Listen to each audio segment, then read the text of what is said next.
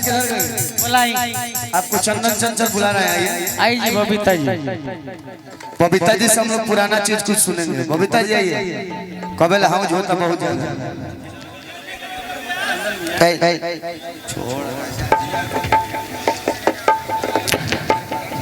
कितनी जाए से पहले खाला लाली से रोटी मोर ये बबीता जी का मुंह से सुनूंगा, एक बार सुनाइए गाना यार। तारा दो लोग सब खाली आदम बका, 5 लोग के थामे के कोशिश करो, लेकिन तारा जवन गावे उहे गाओ। बबीता बोल के मैं कुछ गाई हो गई ना, हां ये अभी गाने हो। कितनी जाए से तनी जाए से, कितनी जाए से पहले खालो लाली से रोटी बोर के। भैया एक लगाई तो खूब उठल लाली से रोटी बोरा तड़ जाए। काकी बबीता जी का उठला ली तेरा लाइक यू मस्त। भैया लेवल थोड़ा उठा दीजिए। Hello hello hello hello delay लगा बिल्कुल दिल से प्रणाम।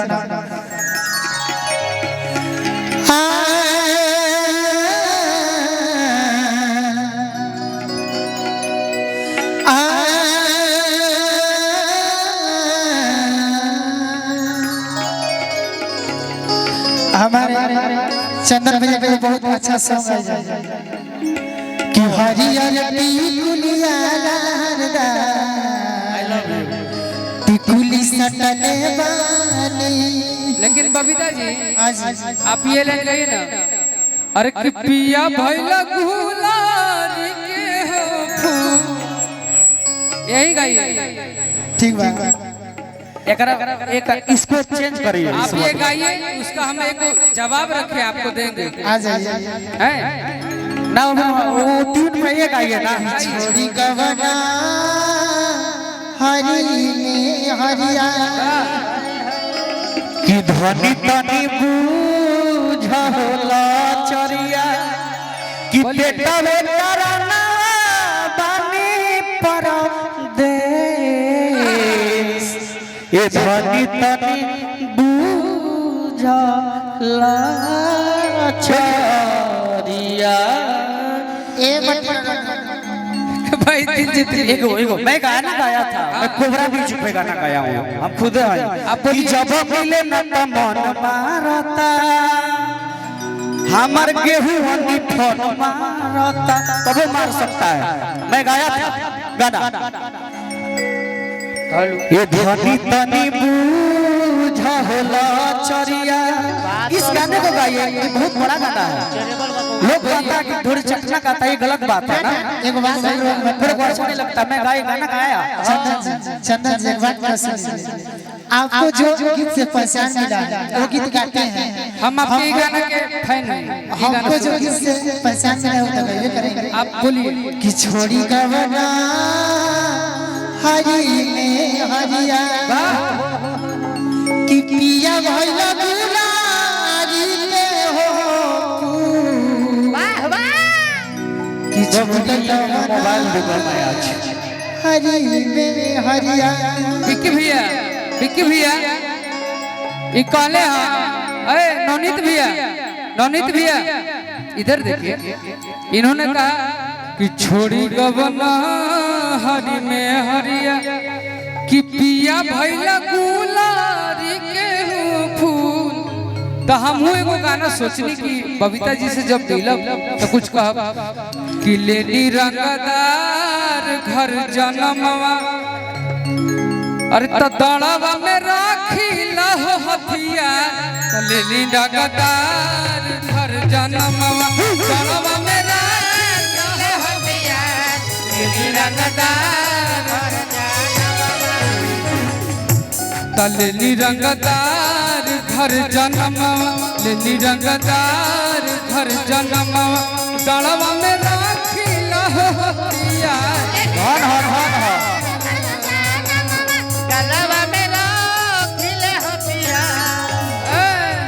नवनीत भैया अरे कि पूरा डरेला हो जे बरवा अरे कि हमारे से चले हो सरकार डरेला हो जे बरवा हमारे से चले हो सरकार लेली रंगदार जनमवा यही वो हम हो गए अच्छा आइए गए अभी एक ही लाइन खाली गायब तीनों तू यही गए कि लेली भूमिहार घर जनमवा अरे तब बीघा के बीघा बाटे हो भूमिहार घर जनमवा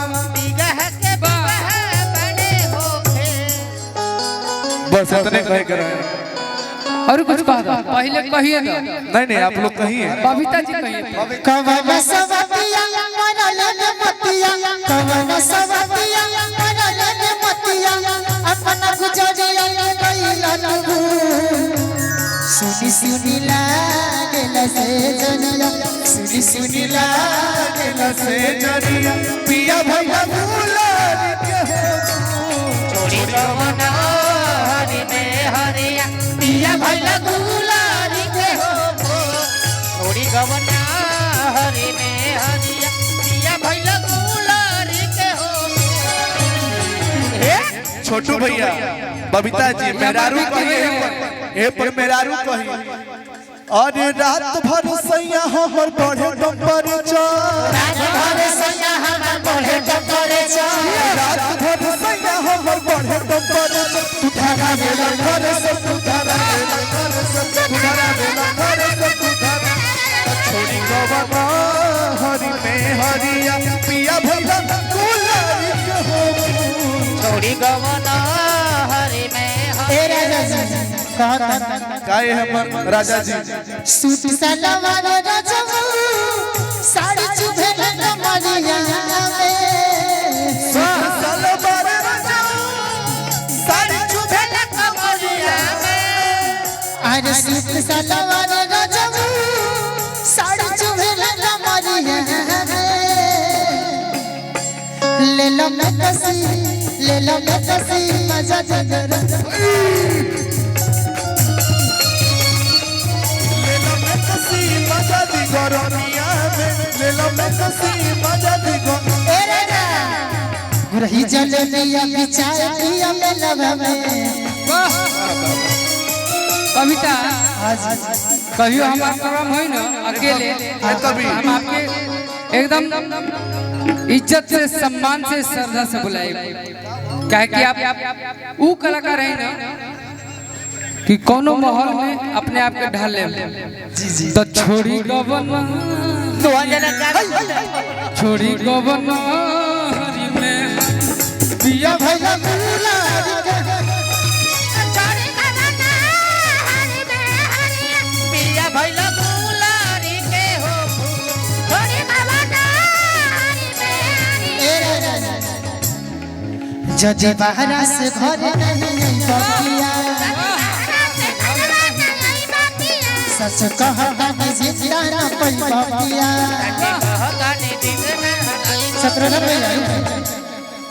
बाकी एगो रउआ खाती हमरा बात याद है